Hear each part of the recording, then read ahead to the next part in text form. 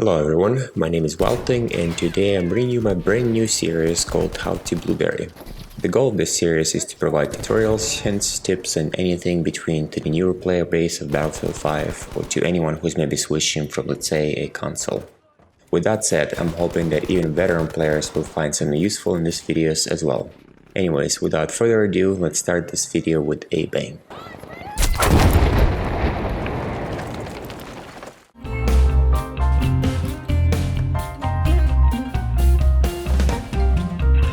Okay, now that I got that cheesiness out of my system, let's start. One of the biggest mistakes a lot of gamers make is not adjusting the game settings to their liking and playstyle. It's very likely that you won't have as much fun if the game is not running well. So let's review the settings Battlefield 5 has to offer and what you can do to improve your overall experience. First, let's take a look at the video settings. Make sure your resolution matches your monitor resolution and adjust the brightness to your liking. The two important settings here are field of view and vehicle third-person field of view.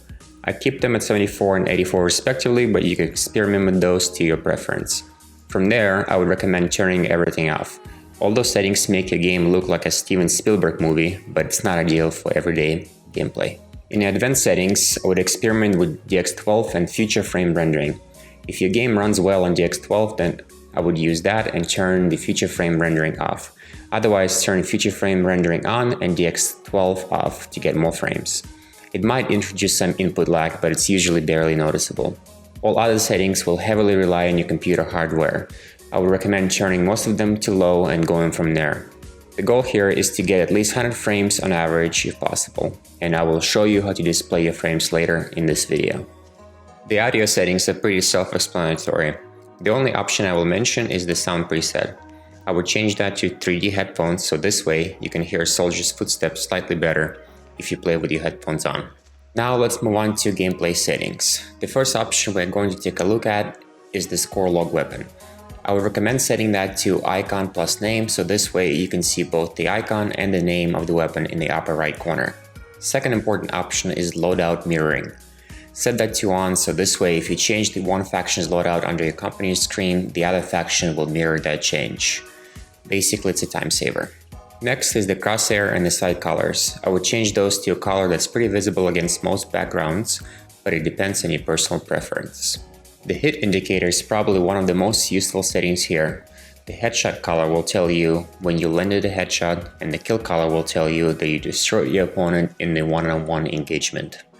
And the last setting I'm going to mention here is the minimap setting. It will let you adjust the size of your minimap when you're on foot, in the plane, or in the vehicle. I would recommend going to the shooting range and playing with those settings to fit your playing style. We can leave everything as is in the advanced gameplay tab, except maybe the parachute auto deploy and the hint system. I have those three options set to off, but you can turn them on if you'd like.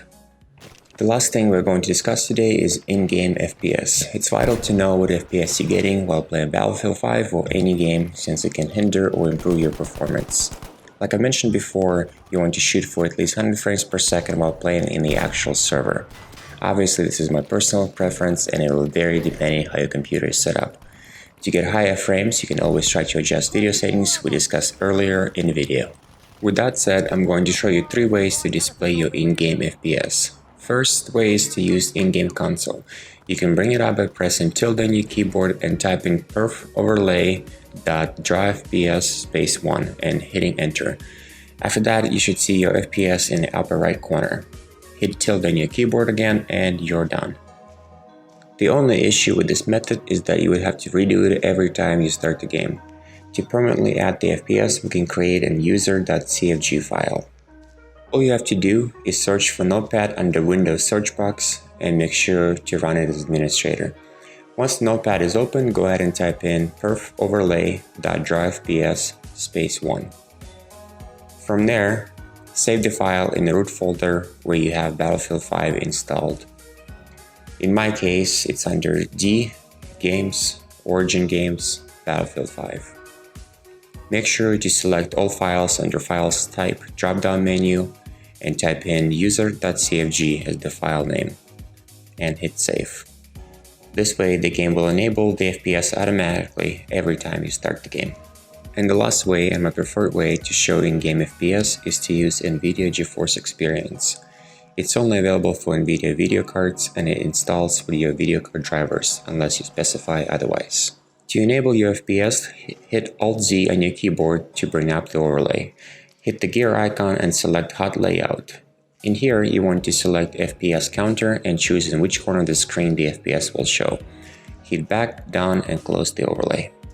And that's it for today, guys. Thank you for watching.